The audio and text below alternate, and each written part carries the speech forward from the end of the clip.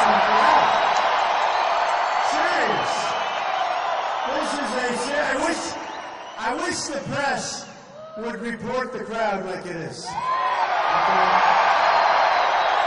And you got thousands of people outside trying to get in, and they can't get in. This is one hell of a big stadium. Thank you, everybody. Thank you. Thank you very much. It's a great honor. Jacksonville, great place. How's your football team going to be? Good, good. I hear good things. I hear good things. So I want to start by saying that early this morning, I turned on the television, and I saw that our country took $400 million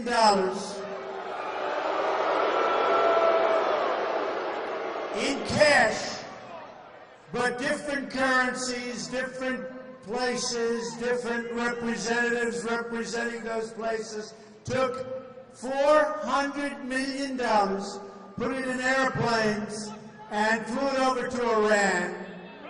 And folks, how stupid are we? How stupid are we? What's going on in this country? How stupid are we? And then you say, I wonder what happens with that $400 million. I wonder who ends up getting it, right? I wonder who ends up getting it. So sad. And people tried to stop it, and a lot of people, you just wonder who's making decisions like this where you take $400 million, they put it in small containers, and probably pretty large containers actually, and they bring it over to Iran. And you say, who's making these decisions? Whose decision is that? That's all emanating from one of the worst deals ever made in this country, the deal we made with Iran, and that probably was hostage money to get hostages out for $400 million because it was exact timing. Our leaders are incompetent.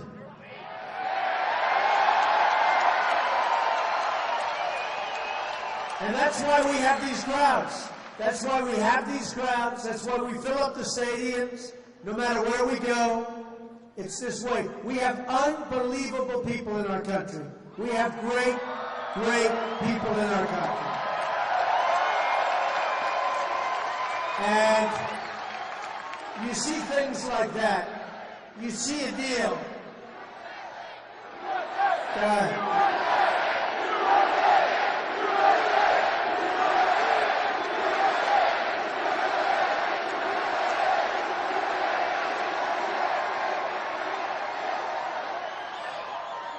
By the way, speaking of great people, speaking of our best people, we have, and I just visited with some incredible folks. I have no idea where they're sitting, but I know they have a good location. Some really amazing Gold Star families. Where are they? Where are they? Where are they sitting? Ooh, here one. Where are they? There they are. Incredible people. Incredible people.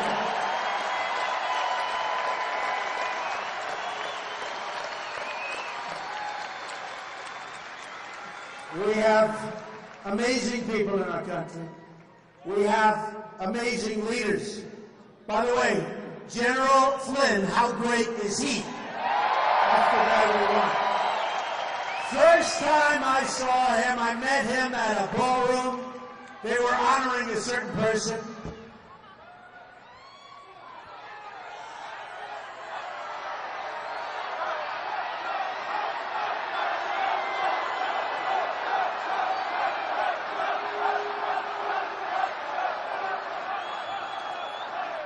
Never changes. It's getting better because Bernie's not here. Nobody has any spirit for Hillary. Nobody has any spirit for Hillary. Nobody. But General Flynn, I met him at a ballroom because somebody was being honored. You know who it was? It was me. And from the day I met him, I was impressed. He's tough, he's smart, he's great. And we're going to get people like that very actively involved with us, very actively. So I want to thank General Flynn for being here. So this is the way we wake up in the morning, and every day it's something else. And it goes to show what's happening with our country. We're not going to let it happen anymore. We're going to get elected November 8th. Remember that. November 8th. And this is going to be a very important night. You know, we're here together. It's a family. It's a family. And you know what it is? It's a movement. This is a movement. There's never been anything like this. And it's a movement against a lot of things. Our biggest obstacle is the press. They're so dishonest. And they're totally dishonest. These are really bad people. Let me I'll give you an example. And I have to say, our campaign is doing so nicely. We are running so. We have some of the finest people in our campaign. They are doing great. Look, here's what I just was handed 2 minutes ago. Dishonest liberal media, CNN's New Day, covered anti-Trump stories, 200, of which there really shouldn't be any, okay? You know, yesterday, speaking of it, a great gentleman, a great gentleman, met me backstage in Virginia. We were in Virginia. Same thing, sold out, packed house. We had to send 5,000 people outside, couldn't get in. And this gentleman, an amazing guy, came to see me backstage. And he presented me with, right, the Purple Heart. The Purple Heart.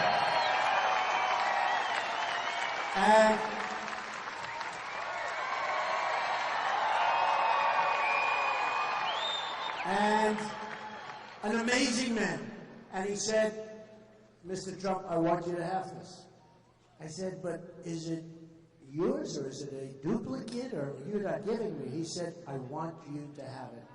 You're the one to lead this country. I want you to have this. And Lieutenant Colonel, he's a Lieutenant Colonel, an amazing guy. And I took it and I said, I can't believe this. It's really one of the most beautiful things that I've ever received. And from the heart. So much from the heart. So much from the heart. And then the next day I see where the media is saying, it's a replica, it's this, it's that. And it turned out his son was with him. He was a wonderful young guy, and his son was with him. And his son called, and he was absolutely so upset that those things were said, false stories, that they were said. And actually, ABC, Tom Lamas is probably back here someplace, but he covered it very nicely. And he spoke, and they talked about it. And it actually was his heart. I mean, you know, it's what it is. His Purple Heart.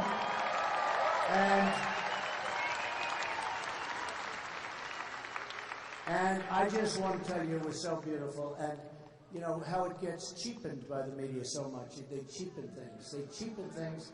If they're on the other side, they just cheapen things, and it's so sad to see. And just a little while ago, I met with the Gold Star families. I met with 6 families that were just like incredible people. And a gentleman handed me a check. And he said, you know, Mr. Trump, this is for your campaign. And I said, you don't have to do that. He goes, I do. He said, it's more money. And I haven't even opened it yet. I don't think I'll tell you how much it is, actually. But he said, it's more money. Wow. He said, it's more money than we can afford. But I want you to have it for your campaign. And I think it's important. Where is it? Where are they? Where are those families? Where are they? Where are those families? Does anyone know? They're incredible. And I just thought it was amazing.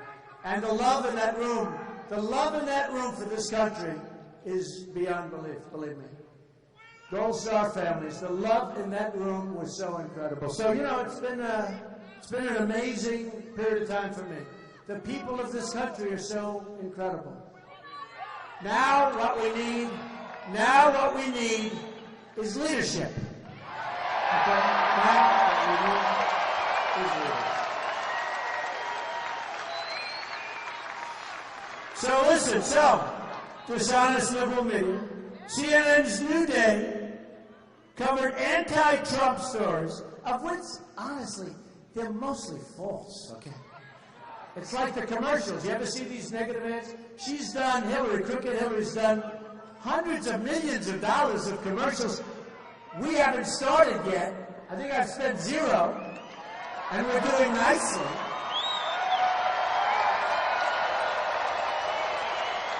We just had a poll where we're up in North Carolina. We had another one. We're up in Florida. You know Florida, right? I haven't spent any money.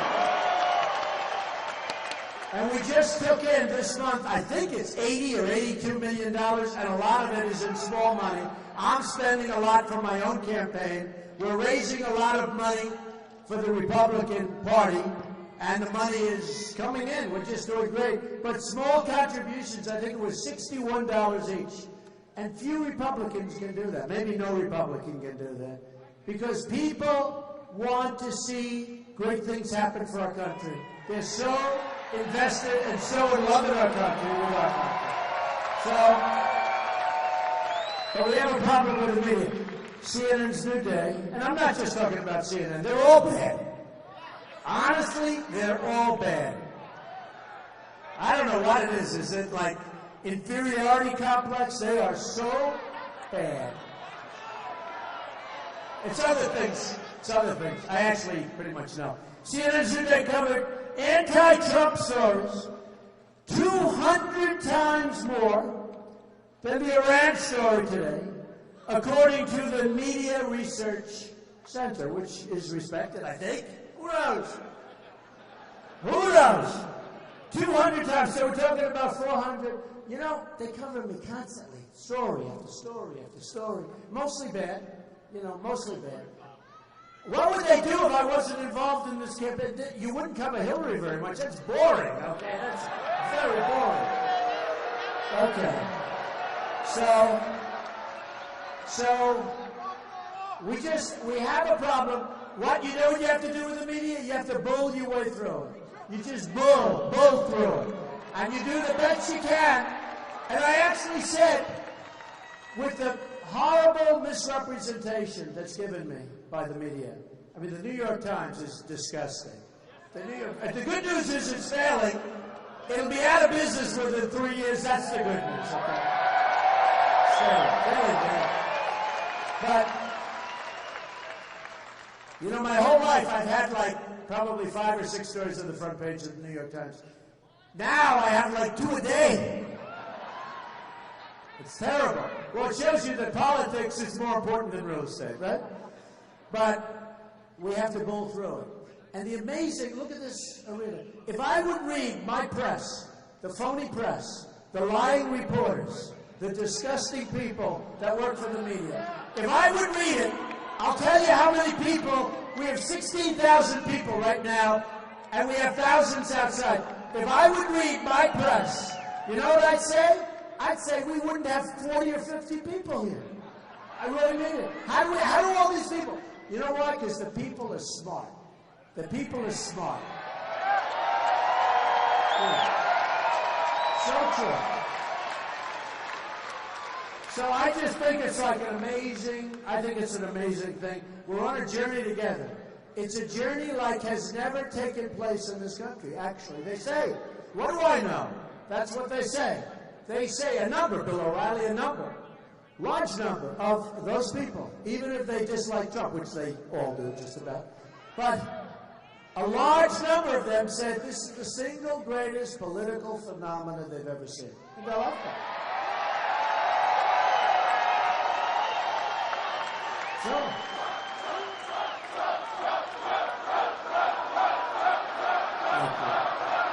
Amazing. Amazing. So we're going to do a lot of things for this country. We're going to bring back our jobs to start off. You know, this area has been devastated by your manufacturing jobs moving to Mexico and other places. All right? Not going to happen, folks. Not going to happen. Not going to happen. Some company wants to move to Mexico. We wish them a lot of luck. When they make their product and they want to sell it back into your area, into Jacksonville or anywhere else in the United States, they're going to pay a 35% tax to get the product back into this country. Okay? Not going to happen anymore, folks.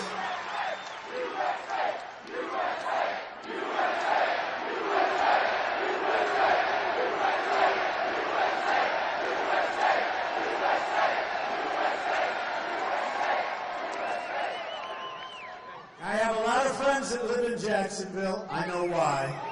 I know why.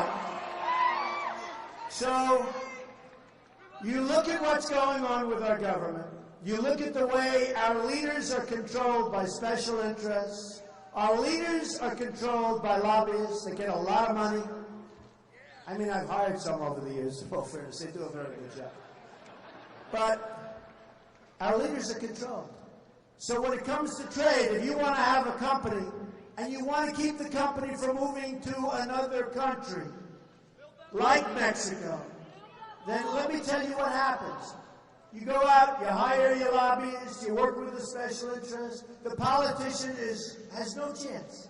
They do whatever their lobbyists, they do whatever their donors, they do whatever their special interests want. And that's part of the beauty of what I'm doing. So I've spent, I guess, more than $60 million so far. Now, that sounds like a lot, but it's a lot less than other guys have spent, and they came in 7th place, okay? It's like, well, maybe I watch it because it's my money as opposed to, but it's like, who would you rather have representing you? The guy that spent the least and comes out first, or the person that spends the most and comes out? Who would you? I don't know.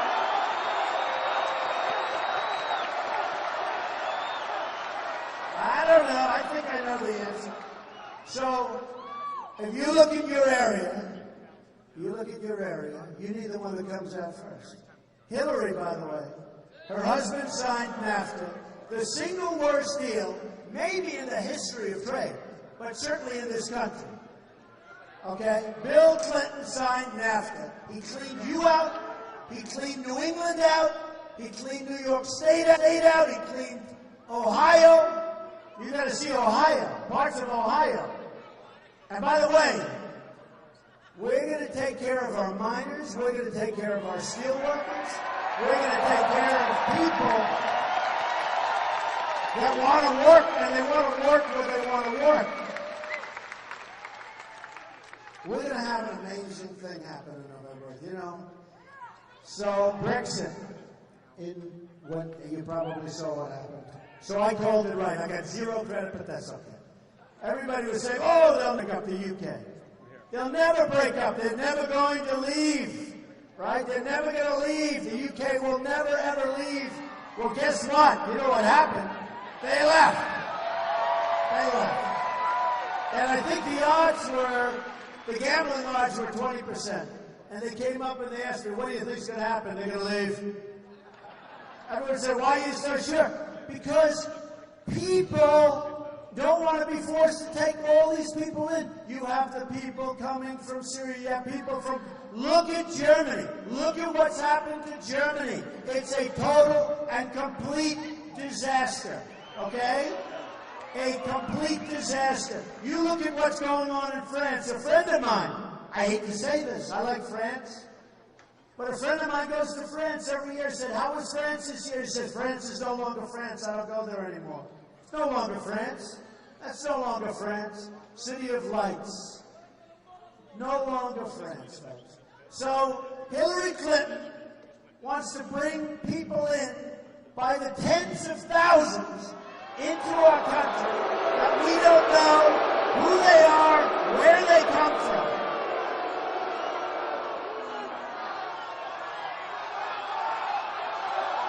Not going to happen.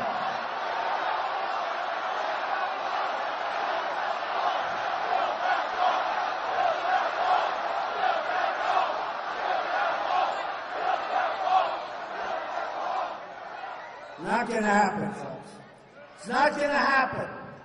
We have enough problems. Soon we're going to be at $20 trillion in debt. Our debt has doubled under Barack Obama, who is grossly incompetent, who is a terrible president, and he is grossly incompetent. He doesn't know what the hell he's doing. Obama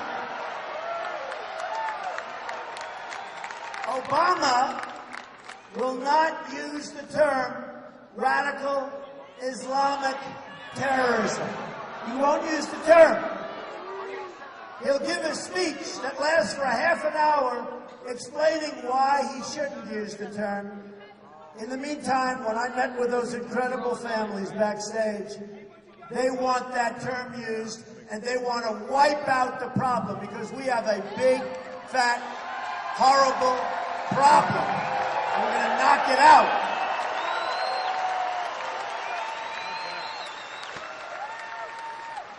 So, we're going to knock it out, folks. You know, if you don't name what the problem is, if you're afraid to say what the problem is, if you don't want to talk about the problem, like Crooked Hillary, she said, well, you know, I forced her to sort of say this, but she hasn't used it yet.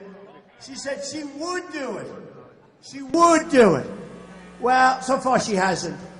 But, folks, if you're unwilling to talk about the problem, you're never going to solve your problem. And believe me, that's the real deal. That's not the JV, like he said. That's the real deal. And you know, when we fight our wars, we were talking about this backstage, we fight our wars in a very politically correct way. Okay? Nice and easy. We have some incredible warriors like General Flynn. We have some incredible warriors who could get this problem taken care of, and fast. But we don't do what we have to do. We don't do what we have to do. And we're going to make our country safe again, and we're going to make our country great again, and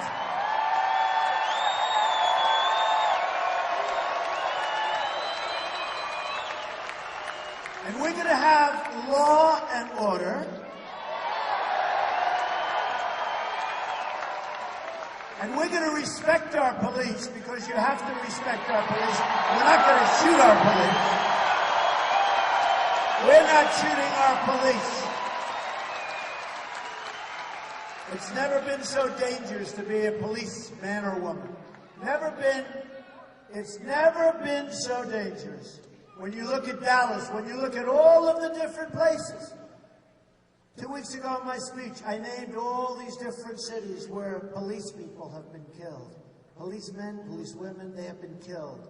Viciously, brutally killed. And the reason they were killed, they're doing their job. It's going to stop, okay? It's going to stop. There will be law and order. It's going to stop.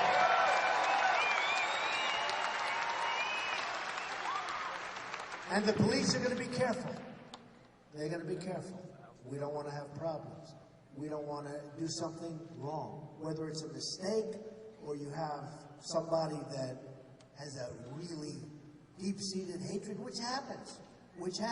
You know, the biggest problem that we have, the police will do 100,000 unbelievable things. Nobody talks about it. If there's one mistake, whether it's intended or not intended, one mistake, that mistake is broadcast on the newscasts for weeks. And we can't make those mistakes. and we're not going to make those mistakes. But our police, we have to cherish our police. We wouldn't be here tonight without our police. Wouldn't be here tonight.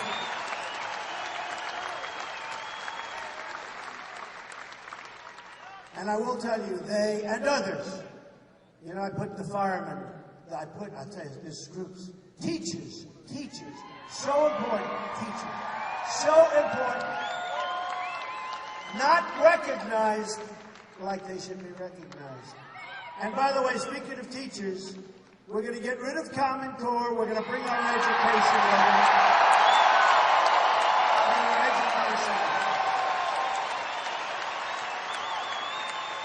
You know, the United States, out of the top 30 countries, the United States is just about last in education, right? And we're first in spending. And not only are we first, but we're first by a lot. Second doesn't even exist. We spend so much more per pupil than anybody else. So we're first in spending, and we're like number 30 in terms of the list. Okay. Now, other countries, Norway, Sweden, China, different countries, they're at the top. Spend much less money than we spend. Wouldn't it be nice if we could turn it around? Wouldn't it be nice if we could be one of the top at least? Wouldn't it be nice? What a difference that would make. And obviously, our system is not working now. But we're going to get our system to work, okay? All right. So here's what we're doing. We're going to have strong borders. We need them. Without borders, we don't have a country.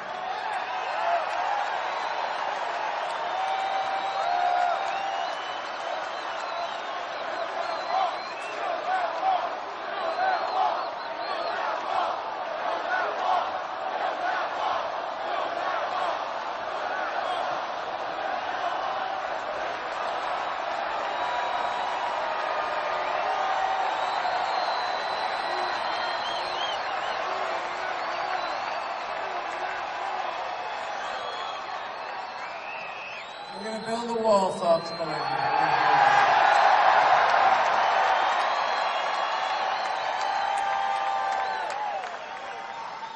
It's taller and taller every year, doesn't it? And I won't put you through the exercise. I'll tell you myself, Mexico is going to pay for the wall.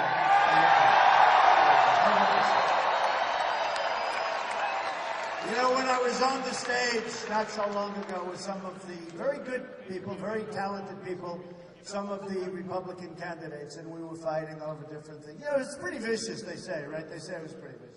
They say it was the most vicious yet. Okay, the most vicious. That's not a good thing, but it's the way it is. Some people still haven't recovered, okay? But, well, I think this is more vicious because the press is more dishonest now than I've ever seen. Yeah. So I actually think this is more vicious. But, I'd have people come up to me, good people, politicians, they come up to me, you don't really mean, you know, after the debate, they say, you don't really mean we're going to build a wall, do you? I said, yeah. And they'd say, how do you do that? Well, we could start with precast plank. I'm so good at building. I'm so good at building. You know, we're building the old post office on Pennsylvania Avenue, right? We're 1 year, and we're actually more than that, but that's okay. We're 1 year ahead of schedule, significantly under budget, and the deal is a much more beautiful deal than we even envisioned. Higher quality materials, marbles, and I just left a place, a great place, I won't mention because it's a great city, love the city. I was there 2 days ago. They have a hospital, a veterans hospital, that's $1.2 billion over budget. 1.2, think of it, $1.2 billion over budget. It's not even that big a hospital. I looked at the building. I said, 1.2 billion. They should build it for 1/3 of that, let alone, this is over budget, and that means it's going to be much higher than that. So we're going to put things in place. There are ways of building roads, bridges, hospitals, airports.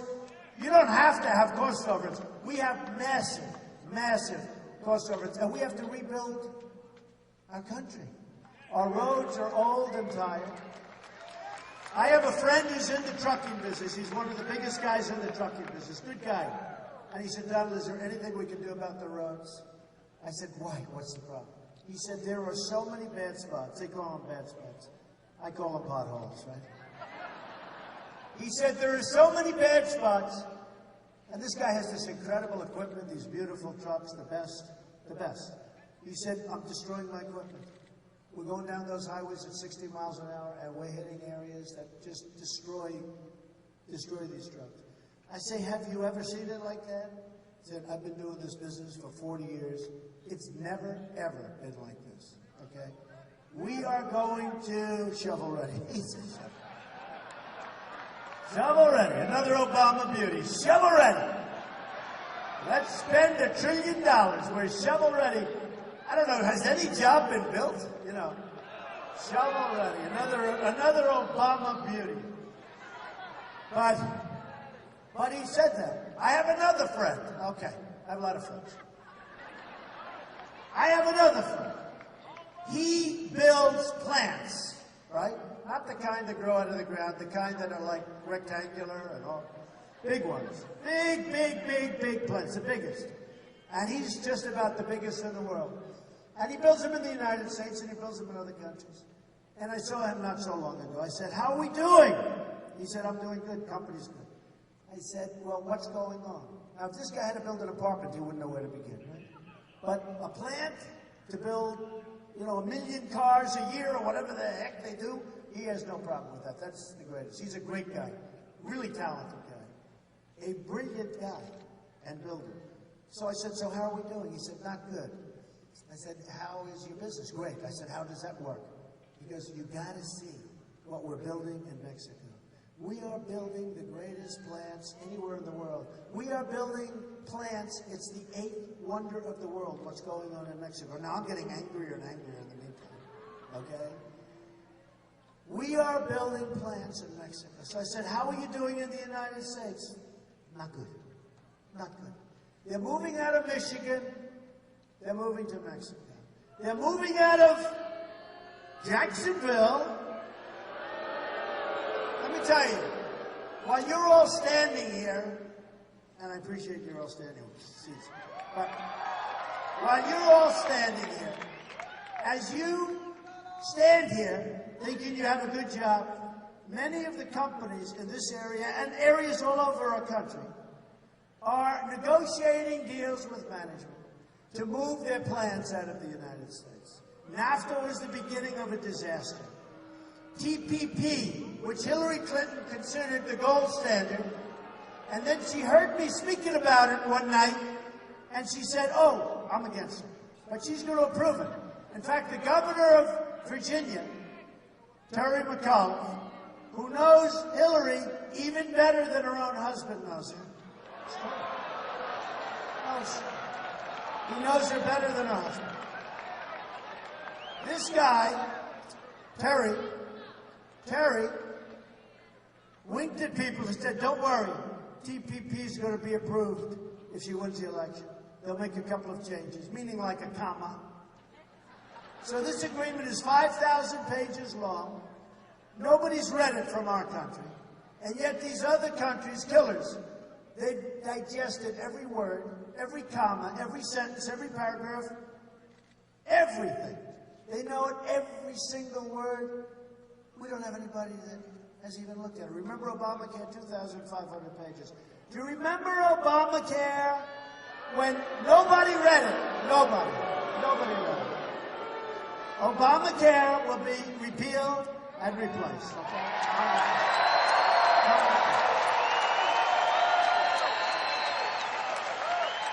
Nobody read it. Remember that? Not one politician, nobody read it. And you remember the guy that came out of one of the schools, Harvard, Yale, something. Do you remember the guy's a wise guy? And he thought he was in French, but they had the little cell phone camera on.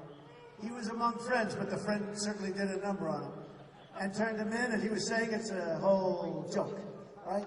This was the designer of Obamacare. This was the man that sort of created Obamacare. And that's exactly correct. That's Harvey. That's exactly correct. So remember, we tend to forget all these things, but we'll bring them up. But here you have a guy that said it's a phony deal, and yet we keep it. Remember this. On November 1st, new rates are going to come out. They're going to be astronomical. In Texas, going through Blue Cross Blue Shield, they just had an increase of 60%, 60%. New rates are coming out on November 1st. The president wants to have that date delivered after. He wants it to be after, anytime after the election. Because it's election defying. The number that you're going to have to pay for your health insurance is going to be such an increase that it is election changing. Now, maybe I don't want the election changing. Maybe I want it to be just the way it is. But it will send ripples through our society. It'll send ripples through our country. We can't let them delay. They want to make that December 1st instead of November 1st. The election is on November 8th. When those numbers come out, it's going to be catastrophic. It's going to fail of its own volition. The country can't afford it, and the people can't afford it. Number one, the country can't. Number two, the people can't. It's got the double whammy.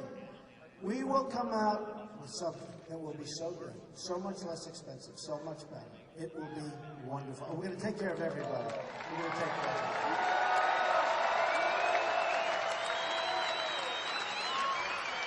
So, when it comes to trade, we're going to make great deals.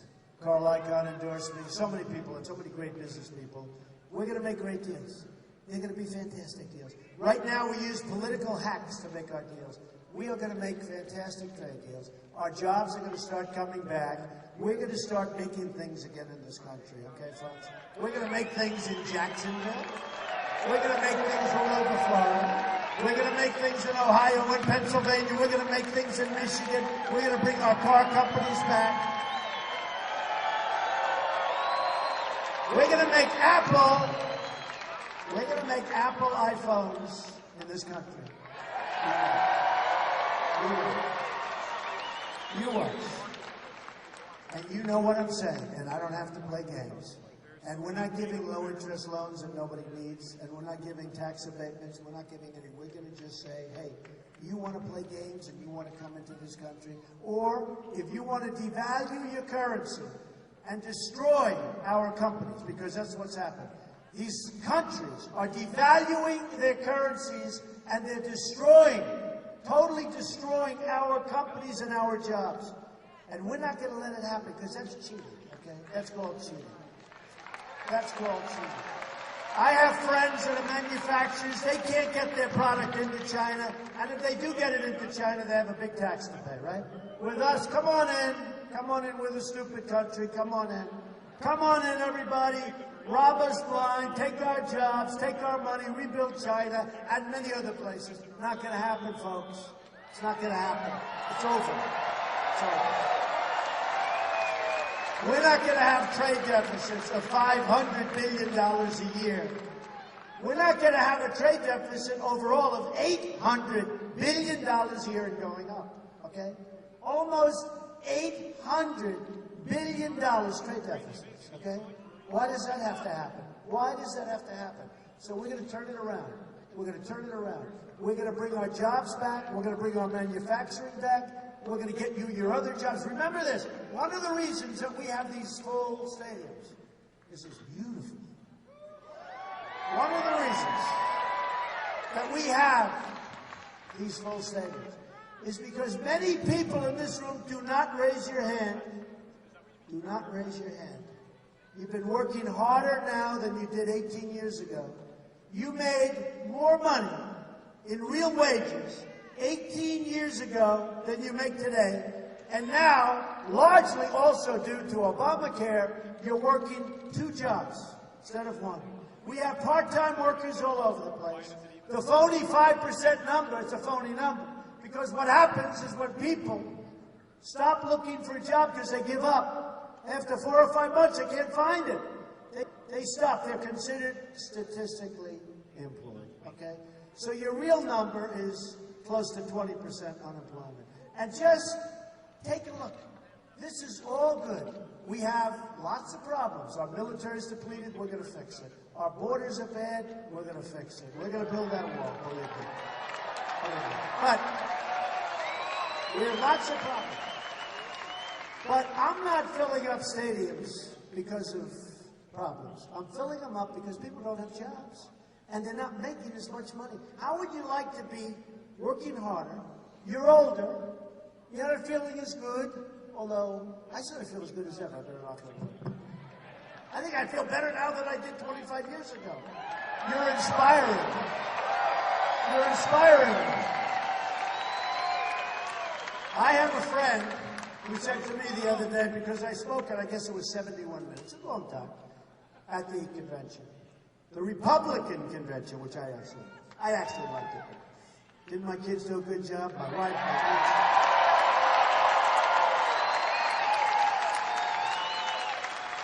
And I spoke for 71 minutes, but about 26 of those minutes were like standing ovations, right? It was like these massive standing ovations, and it was really great. And I have a friend who's a very successful guy, he's a strong guy, and he came up because, could I ask you a question? Where do you get the energy? Where do you get the energy to do this? I said, do I have a choice? What am I going to do? Stop and take a rest? And then come back an hour later and finish it up? I said, what do we, But we do. You have energy when you love what you're doing. Now, I've always loved real estate, and I've always had a lot of energy. I've had great stuff. I mean, I built a great, great company. Some of the greatest assets in the world. Some of the greatest real estate assets in the world. But I built this great company, but I love doing it. I love doing this. I love seeing these crowds of people pour in. And I want to do, somebody said, why are you doing it? And I say, because, seriously, we're going to make America great again. It's going to be easy. It's going to be easy. It's going to be easy. That's why I'm doing it. Believe me, I can think of other places I'd rather be. I can think of other places. But I'm having a good time being with my friends from this country. This country is so incredible. We go to Oklahoma. We had 25,000 people.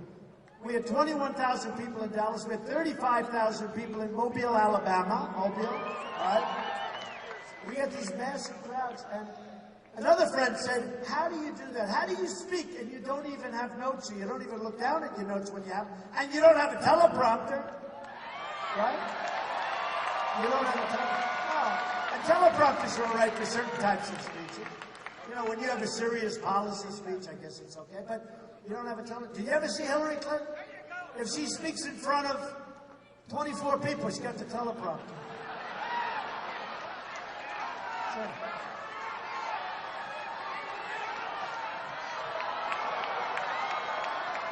Ladies and gentlemen of Jacksonville, thank you. This is crooked Hillary Clinton. I'm going to rob you blind. She always has teleprompters.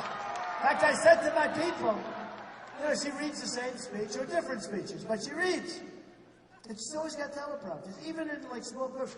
Look, let me tell you, if she came here tomorrow, so look at this place, packed, thousands outside, right? We actually put screens outside, thousands outside. So, Hillary, if she came here, if she had 500 people, I would be surprised. 500 is not bad, right? So we have 16,000 plus we have a lot of people outside. Look, if she had 500 people, I would be surprised. Now, I don't know. I hear we're leading Florida by a little bit. I don't know why we're not winning by a lot. I don't know. And maybe crowds don't make the difference. Maybe they don't make the difference. But here's the thing. So, we're going to make great trade deals. We're going to put up the wall. The wall's going to work. Believe me. The border guards, the border agents, these are incredible people. They endorsed me, 16,500 endorsed me. Sheriff Joe Arpaio. Great guy. Sheriff Joe. Tough cookie. Good guy. Actually, good heart. Sheriff Joe endorsed me. He knows more about borders than anybody in the history of the world, I think, right? I think he's been working the border for 50 years or something, he told me. This guy knows borders. He endorsed me. Endorsed me early. National Rifle Association endorsed me. Big endorsement. We get tremendous support from the evangelical community, from the religious community. And we're going to give them back their right of speech. You heard that. Lyndon Johnson in the 1970s put in language that keeps our pastors, our ministers, our priests, our rabbis from speaking. You can't speak because you lose your tax exemption if you do. You can't have, think of it, they put it in. And I said to them in a meeting, I could see there was like love in the room. I had tremendous religious leaders, and they support me, and they like me. I know when people like me and when people don't, believe me. I'm very good at it. They like me. You know, I won with remember, I was going to lose in South Carolina, big evangelical, and I won big. I was going to lose in different areas. We won. We had such unbelievable support, evangelical support, tremendous evangelical support. But I asked them, we are going to take out the language because basically they're being silenced. And I don't want my minister or my pastor to be silenced. I think they should have a right to speak. And that goes for all religions. So we're going to get that taken out. Very important. And remember this also. That to me is very important. If you're religious, if you're really any evangelical, I say. But if you're Jewish, anybody, we're going to get it taken out. It's very unfair. It's really free speech. I actually pointed to them in the room when they were telling me this, and because they said we can't get involved politically. I said, that's too bad. And I was in a building, one of my buildings in New York, we're at a big conference room. I pointed down on the street. I said, that means that any one of those people on the street have more power than you. Any one of those people.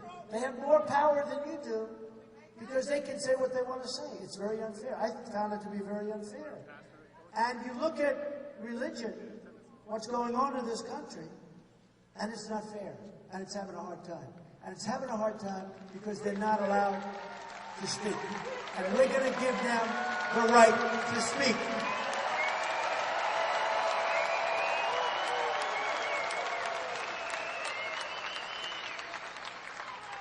So you got to go vote. And I have to tell you, the last time, evangelicals did not vote. If they voted, it could have been a much different election. They did not vote. And you know, when you think of the power,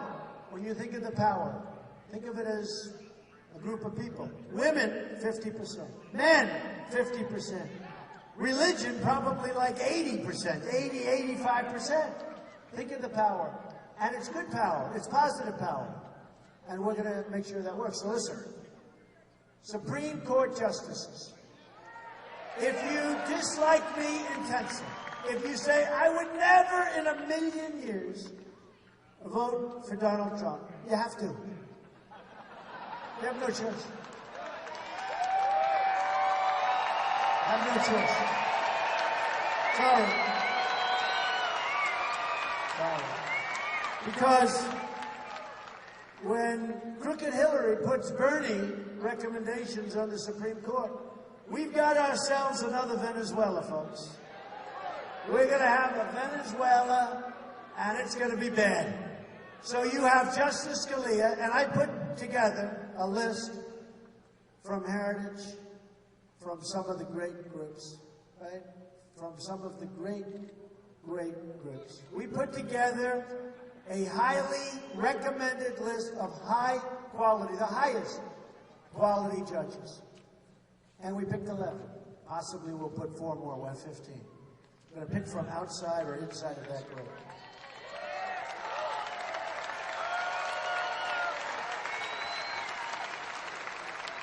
These are people respected by all sides. They're respected people. And we're going to put them in. We're going to put them in as Supreme Court judges. Now, before we even start, we have Judge Scalia. So Justice Scalia was a great one.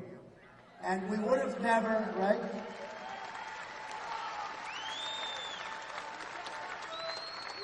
We went to the Federalist Society, highly respected people. That's what they do more than anything. What they do, and they recommended these people, and they're recommending a few more. And we're going to pick from that group, and we're going to have unbelievable justices of the Supreme Court. So important. And honestly, it's one of the most important things that can happen in this election. And it could be that this president, whoever the next president is going to better be.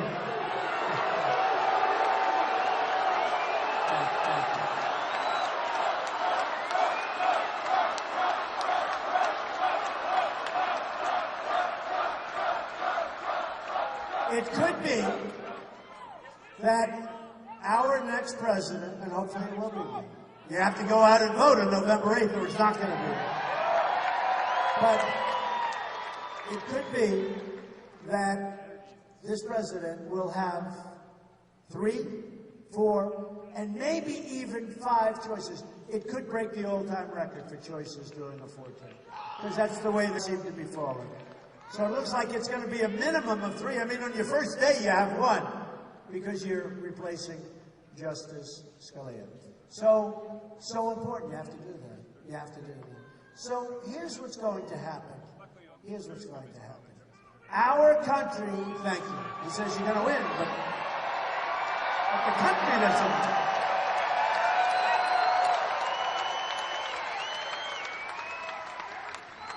So, by the way, I can't stress, it's just so important. You have to go, you have to do it for that reason. You have to do it for that reason. Now, thank you very much. I appreciate it. Thank you for your sacrifice. Thank you. Who said that? Who said that statement? Somebody in there. Very nice. Thank you very much. That's very nice. Well, it is a sacrifice. Look, we're all making sacrifices. We want our country to be great again. Look, we don't win as a country. We have a depleted military. We have great people. We have a depleted military. It's been starved for money. At a time when we just about, in our history, need it the most, right? We have people out there that want to do tremendous harm to us. We have leaders that are incompetent. We have leaders that don't know what they're doing. I'll give you an example. I said about NATO, I said, oh, wait a minute, it's obsolete. Everybody laughed. They thought it was funny. Thank you.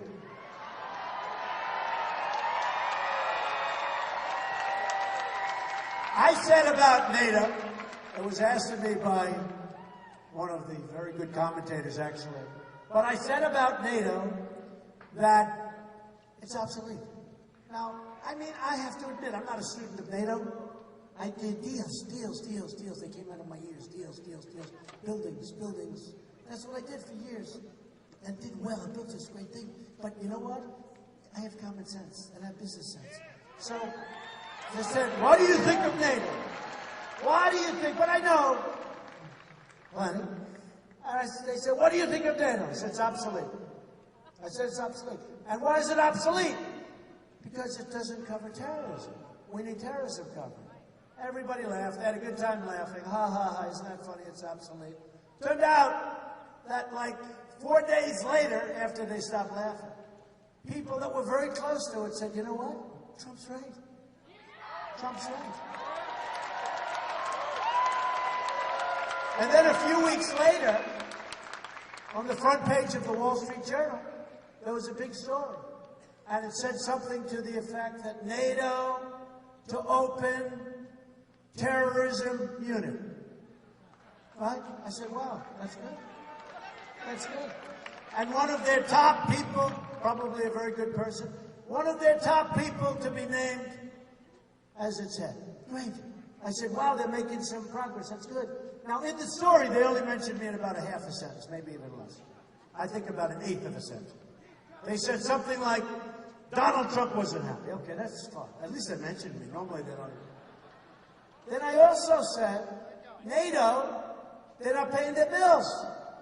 I wasn't even sure, but I had read something, and it makes sense. Because I said, why would they pay their bills when nobody else pays us what they owe us?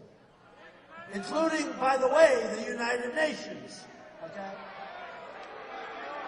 When was the last time you saw the United Nations make a settlement of some war? You don't see it. It's like a country club, folks. and we're spending a fortune, and it can have a tremendous use. It can be a great thing. I'm not knocking it. But right now, it's like a country club. We pay for a tremendous percentage of it, and we always get the wrong end of it. I almost said, I don't know. We're getting the wrong end of it, say United Nations. But anyway, so then we talk about NATO, and I said, no. NATO, you have 28 countries, and the countries, many of them aren't paying what they're supposed to be paying. And I want them to pay. If they don't pay, what are we doing? Sort of funny. We're defending them, and they're not paying. Figure that one out. So we're defending, and then I said, no, they got to pay. So the newspapers left that out, Washington Post in particular. They left that out about the payment. They said, Donald Trump wants to get rid of NATO. I don't want to get rid of NATO. But you always have to be prepared to walk. It's possible. Okay? Then they said, what happens if one of these countries, take a smaller one that nobody in this room has ever heard of, gets attacked by Russia? Are you saying you're not going to protect them? I say, well, let me ask you, have they paid?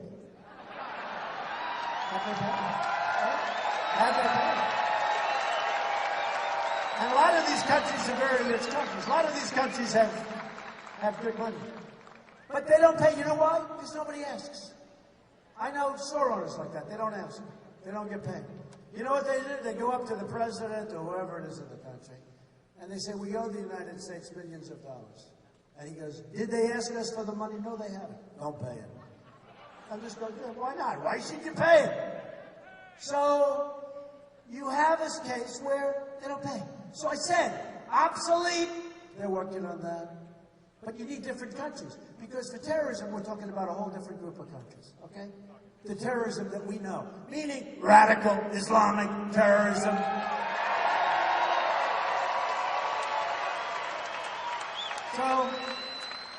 So we're going to save a fortune. They're going to pay. And if they don't, sorry. Then the people would say, the stupid people back there, they say like this. They go like this. They go, but we have a treaty to protect these countries. We have a treaty. I said, that's right. And we have a treaty where they're supposed to be paying and they're not paying. So we got to go. Now, it sounds cold.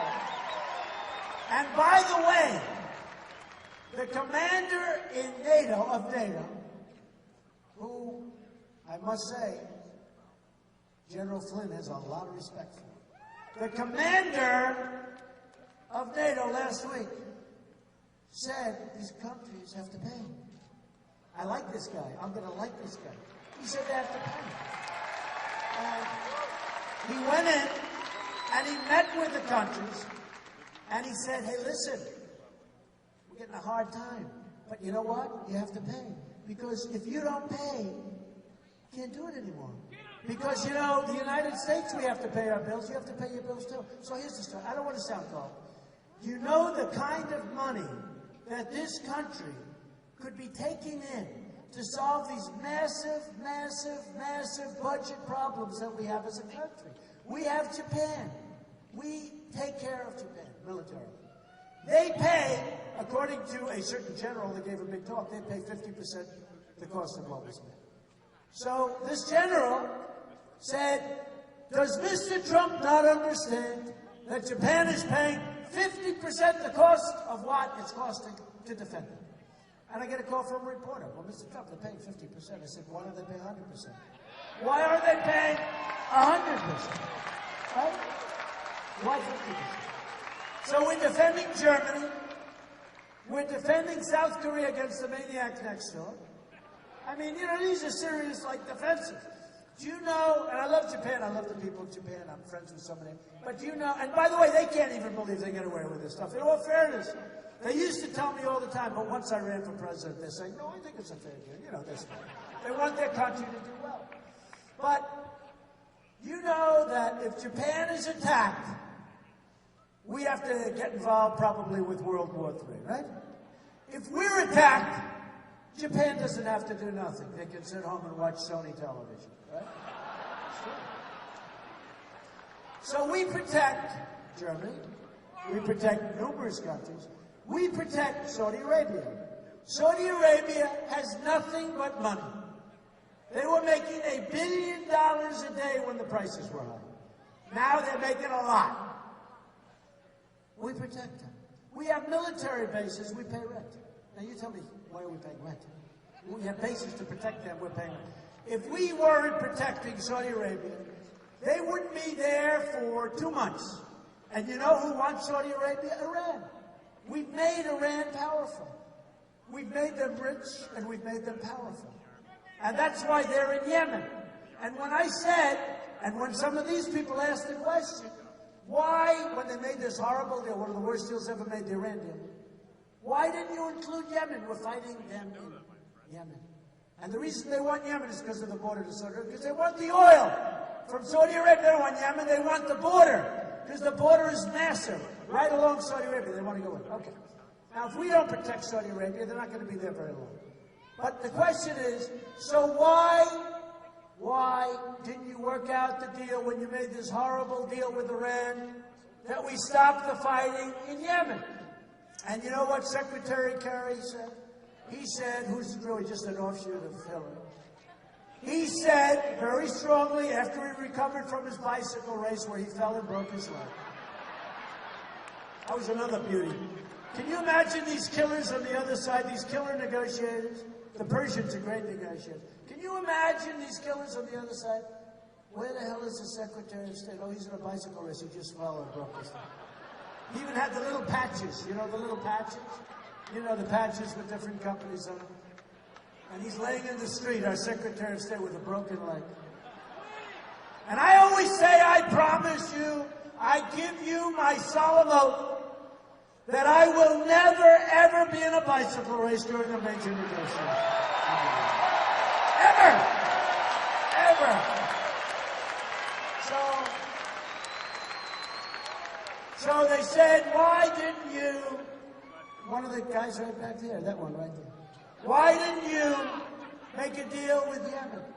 And you know what his answer was? It was too complicated. Too complicated. Too complicated. And it took forever to make this deal to start off with. Okay, here's the story, folks.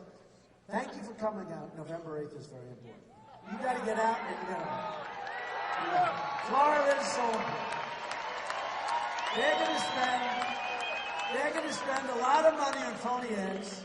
And we did it once before. Don't forget, in the primaries, I was hit with every nasty ad. I couldn't breathe. I wanted to see an Ivory soap ad. I wanted to see a Special K ad. I wanted to see any ad. Any ad. But it was all negative Trump ads. And most of them were really false.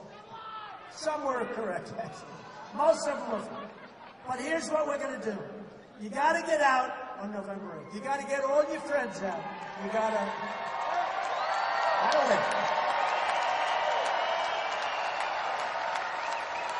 Because our country that we love and that we cherish does not win anymore at anything. We're always losing. We're losing with the Iran deal. We're losing with education. We're losing every single thing we lose with. Our military's depleted. Our vets, we love our vets, are not properly taken care of, and we're going to take care of them. We're going to take care of our vets. First time in a long time, and believe me, we are. And folks, we're going to start winning again. We're going to win. We're going to win. With our military, we're going to knock the hell out of ISIS.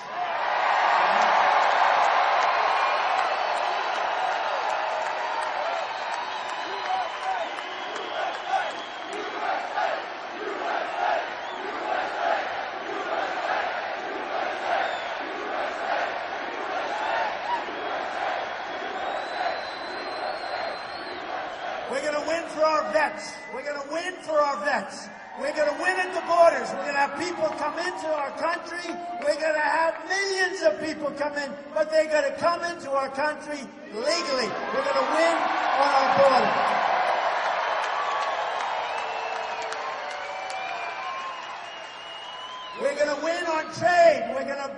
jobs back to this country. We're going to start making things again. We're going to be smart. And if people rip us off, they are going to suffer the consequences. It's not going to happen anymore.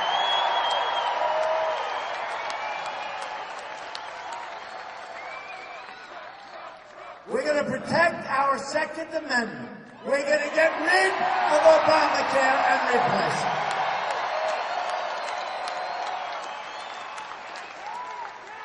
Folks, we're going to win so much, you're going to get so sick and tired of winning. You're going to beg me. You're going to say, Mr. President, sir, please, please, we can't take it. You're winning too much. We don't want to win this much in Jacksonville. We liked it the way it was when we weren't winning. No, I don't think so. We're going to win again, folks. You're going to be so proud of your country. You're going to be so proud of your president. We're going to win, win, win.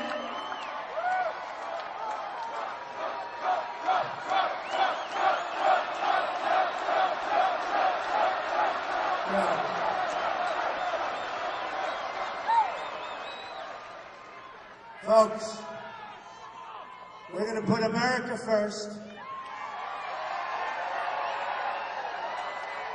We're going to make our country safe again. We're going to make our country great again, as sure as you're standing here. Thank you, Jacksonville. God bless you. Thank you, Florida. November 8th, get out and vote. November 8th.